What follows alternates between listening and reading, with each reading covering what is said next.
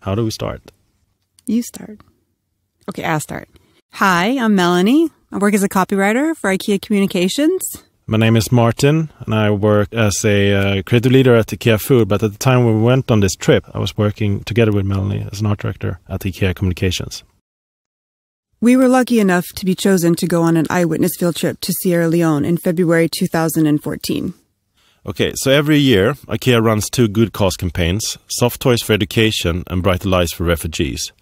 The money raised from these campaigns go to fund projects run either by UNICEF, Save the Children or UNHCR. Eyewitness is a program which sends IKEA co-workers working on good cause campaigns out into the field to visit some of these projects. The idea being that co-workers get to see where the money goes and see how their hard work in the stores during the campaign affects kids and families in some of these poorest communities in the world. So in January, we got the news we were going to Sierra Leone. Are you excited? Are you nervous? Oh my God, you're so lucky. It's going to change your life. These were just some of the things people said to me. I didn't want to disappoint anyone with my vague answers, but the truth was I had no idea how I felt. I was in shock, and I couldn't really get my head around what was going to happen, so I just agreed with anything anyone said. Driving through Freetown, you felt like an excited child.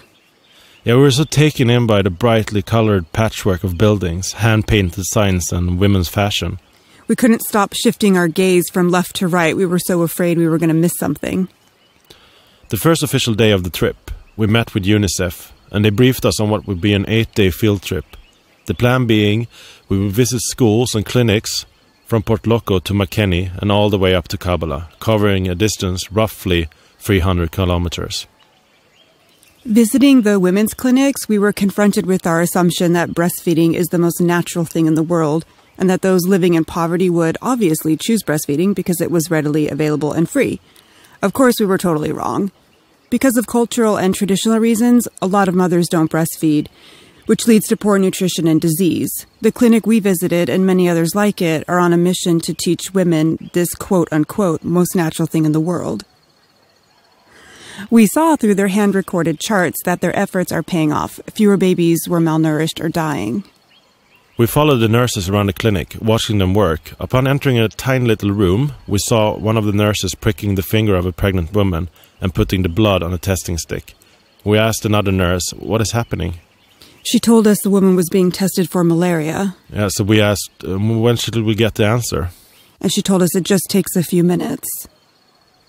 Then she showed us a testing stick. The result was positive, and we were taken by surprise and didn't really know how to react. The feeling was just like, oh my God, what will happen to her? But the nurse reassured us it was fine. Finding out the result was a relief for the woman because she would get the treatment. 2 pills a day for 3 days, and then she would be free of the disease. We found ourselves with a large group of kids who had a day free from school. So with the direction from Mayata, one of our UNICEF guides, a relay race was organized. Depending on how you look at it, it was either a triumph or a tragedy. Those kids wiped the floor with us. It was like watching a race between an elephant and a cheetah. Yeah, and it was really, really fun.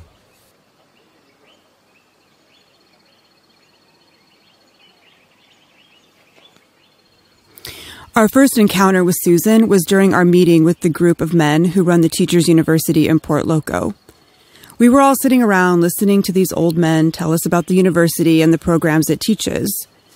But a group of women had gathered outside the gazebo where the meeting was being held. One woman in particular would chime in with insightful answers to the questions we were asking. After the meeting finished, we all talked about how impressive she was. She was so outspoken and so spontaneous. We decided we wanted to come back and interview her, so we did. This is the time for women. This is our time. And we too should put effort. They cannot push us and then we just relax. We should go the extra mile. We tell the children, you have the potential to even be a lecturer. You have the potential to even be a doctor. You have the potential to even be a whole head of state.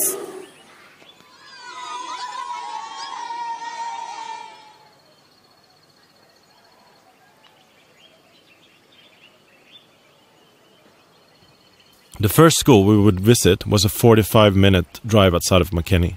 We were eager to get out there and see what it was we were there to see. Ibrahim grew up in a tiny village not far from the school he now teaches at. He completed his teacher's training, and instead of going to Freetown to try and make more money, as so many others do, he came back to his home village to teach at a local school. And we were invited to watch him teach that class, and it was really clear he loves what he do. And the kids in the class are really lucky to have such a passionate and engaging teacher. Yeah, it was humbling to watch him teach this jam-packed class with the most basic supplies. Things we would regard as rubbish, rocks, old plastic bags, and water bottles. Talk about being resourceful.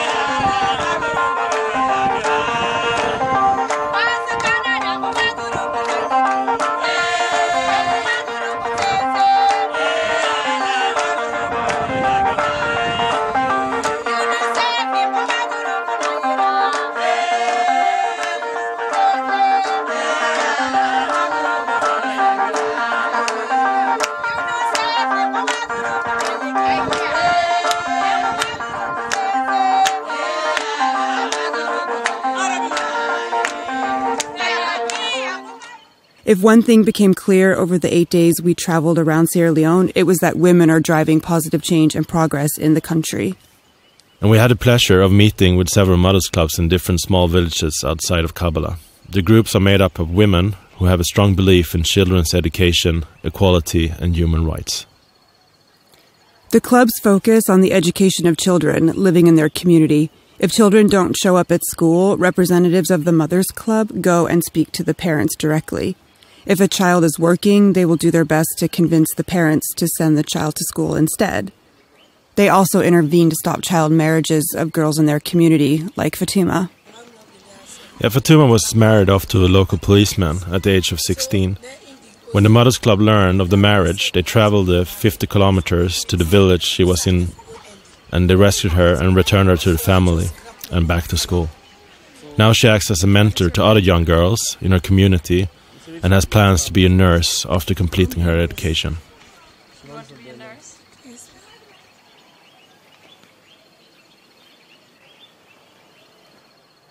These clubs are in control of their own money, which is typically invested in food and school supplies, but can also be invested into projects like building water wells or school maintenance. To keep building their financial resources, the mothers also produce agricultural products and sell them so they can reinvest into their children's education. All their work is voluntary. Spending time with the Mothers Clubs was such a positive experience. Seeing women team up, and sometimes even against the support of their husbands, drives a lot of change in the society.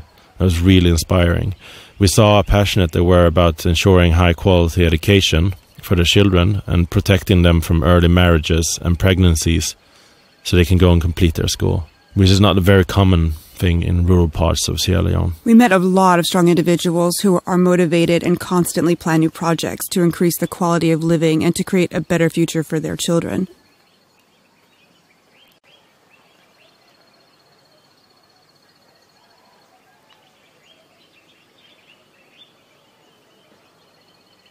During the last evening in Kampala, day before heading back to Freetown, we wanted to have a farewell dinner with Isa, our main UNICEF contact and guide for this trip. He's out in the fields 5 to 6 days a week, all year round, going from villages to villages all across of Sierra Leone. So I asked him, what drives you to do what you do?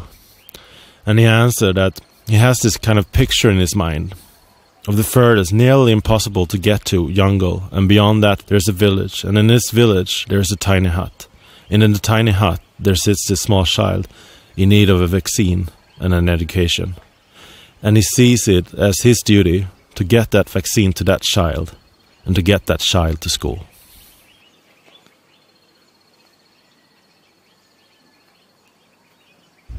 Sunday was our last day in Kabbalah, and it was an emotional day. We knew we had a long drive ahead of us, but also we were made to feel so welcomed and were treated so good with such hospitality that we felt a bit melancholy about saying goodbye. On the drive back, we had a lot of time to reflect on the days out in the field. As we were sitting in our cars, looking out the window, we passed by all these small villages. It was a Sunday and people were off work. But they were like sitting there and they were happy, and the grown-ups were sitting on the porches talking and laughing, and the kids were running around playing. But then you get this feeling that it's such a shame that this country, which is full of warm and friendly people, has had to go through everything it's gone through. It's kind of hard to understand how a country so rich in natural resources can be one of the poorest countries in the world. Yeah, but despite all that, there is a real feeling of hope. Seeing the dedication and the hard work of organizations like UNICEF and Cause Canada was extremely humbling. And talking to people like Susan and Ibrahim, passion and drive to make Sierra Leone a better place just radiates from them.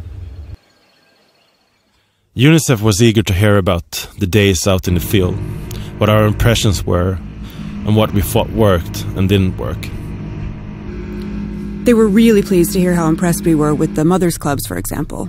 Yeah, and they had quite ambitious plans for expanding the program throughout the entire country. Getting feedback from us, outsiders, reassured them of the program's potentials for real and lasting change.